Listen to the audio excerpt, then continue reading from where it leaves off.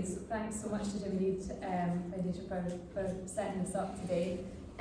So I'm just going to talk through firstly around some of the kind of aims of tax. That may seem really straightforward, but just to kind of contextualise the discussion before moving into some of the kind of predicament that Scotland's fiscal landscape is facing just now, and some of the tax raising revenue raising powers that we can harness. So again, may seem very obvious, but a key aim of the tax system should be revenue raising, and just now in Scotland that is particularly important because of the acute crises faced in our public services and the sustainability of their funding. Secondly is that of redistribution. The tax system, if harnessed effectively, can be a really effective mechanism to create a more redistributive economy. In Scotland, around 20% of people live in relative poverty after housing costs between 2021 and 2024, and the top 10% had more income than the bottom 40% combined. Wealth inequality is even more highly concentrated. While the top 2% of income of households had 9% of all income, the wealthiest 2% of households had 18% of all wealth. So there is a real urgent need to protect the poor, to create a more redistributive economy, and that is particularly important amid a raging cost of living crisis. While inflation has fallen, the cost of living crisis rages on, and so many households are struggling as a result. Another key aim of a functional tax system should be securing a sustainable future. Inherently tied to inequalities, the causes and distributional consequences of climate and environmental breakdown are unevenly felt. We carried out research at Future Economy Scotland that found that the top 5% of households in Scotland had a carbon footprint that was over 4 times greater than the bottom 5% of households in Scotland. That figure rises to 10% and greater when we look at areas like aviation and private transport. So there's a huge gulf, and when we think about climate breakdown, we should see it as inherently tied to inequalities. It also can be, if harnessed effectively, very, very useful at tackling social and economic injustices. We have structural injustices that are hardwired into the ownership and operation of our economy. If we look, for example, at gender inequalities, we can see how resource allocation for well-funded public services like care, like education, like social security, is a really, really important means of tackling the gulf of gender inequalities that we see embedded into our economy. And finally, just to touch upon behavioural change as well, there's a need to steward our tax system so that it gears our economy to rapid decarbonisation, so that it gears it to secure jobs, living wage employment, collective bargaining, etc. And there are means of harnessing the tax system in a way that can steward better business practices in future. Obviously, particularly off the back of the cost of living crisis and indeed COVID, we saw some really egregious business practices, and it should have been a kind of wake-up call to think about how we can embed better practices into every area of the economy, and that should include the tax system. Now, this is all particularly important just now because of Scotland's current fiscal predicament. Scotland faces very, very acute fiscal headwinds. The Scottish Fiscal Commission in December 2023 predicted that capital funding was forecasted to fall over 5 years by 12% in nominal terms. Capital funding is our long-term assets, it's infrastructure, it's hospitals, and so we are facing a really acute crisis. You'll have seen in September 2024 that there was £500 million cuts introduced by the Scottish Government to public services. The UK Government's budget, there was some cause for optimism, but ultimately fell short from delivering the type of transformation actually required. We can see that through the decisions around the winter fuel payments. The Scottish Government's budget did alleviate some of the kind of short-term concerns around investment, but ultimately what we're seeing at UK and Scottish level is often that the cuts that were predicted to come down the line have been offset, but it doesn't actually tackle, we cannot undo over a decade of austerity in a very short period of time, so we are still facing a fiscal crisis. We've obviously seen measures like the commitment to abolish the two-child cap, replenishing the affordable housing budget, etc.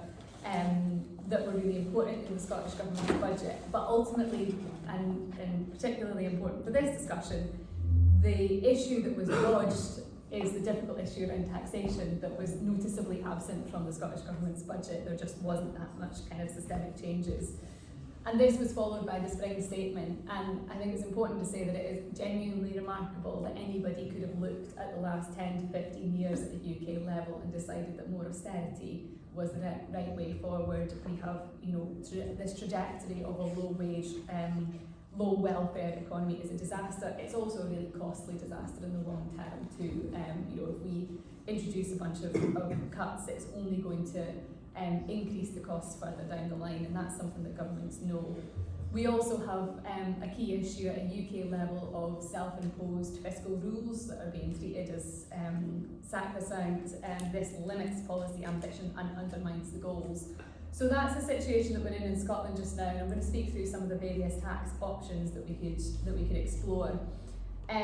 Firstly, Scotland obviously has limited borrowing powers. We do not have a central bank, so we are constrained in what we can do in terms of our kind of borrowing powers and borrowing investment, which means we need to get creative around tax, frankly.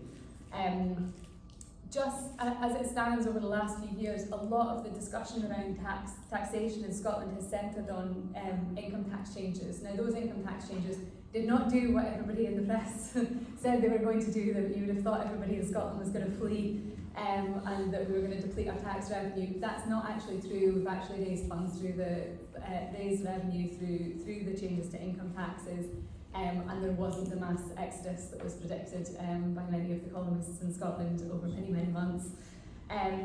However, the discussion around tax has really kind of centred on marginal changes to income taxes. And while that's important, there's this huge area of wealth, of property, of land taxes that are relatively underexplored or unexplored in some cases. And I just want to speak through some of those just now. Keep me on time as well, okay? So the first is council tax. It may seem obvious, council tax is regressive, it's inefficient. Ironically, almost every single political party in Scotland agrees that it should be abolished, but we've never quite found consensus on what we should do instead. I think there's a ministerial statement today to say that there's going to be another review into council tax. STUC research found that replacing council tax with a proportional property tax could raise nearly £1 billion.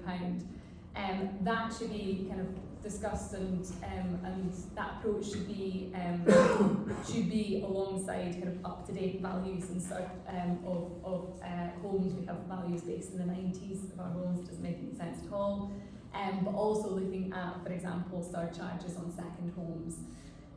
We should also be looking to explore land value tax. Again, something that's been proposed for a long time, but there hasn't been much action taken on it. A key issue with land value tax is the lack of data, so that's kind of a first thing that the government actually needs to overcome before looking at introducing that. And then also in line with the inequality and carbon justice lens is the introduction of a frequent flyer tax, or sometimes called a frequent flyer levy. The Scottish Government obviously missed its 2030 target, that has now been scrapped for 75% of emissions reduction. The 2045 target remains in place, and it's not just a target to net zero, it is a target for a just transition to net zero, and those mean very different things. So we should be thinking about how to reduce inequality at the same time as reducing our emissions. As mentioned, the research that we carried out showed that the top 5% of households, when it came to aviation, had 11 times the amount of carbon emissions as the poorest 5% of households. So this is a very clear example where the introduction of a frequent flyer tax could reinforce the polluter pays principle, which is very important to the Tax Justice Scotland campaign.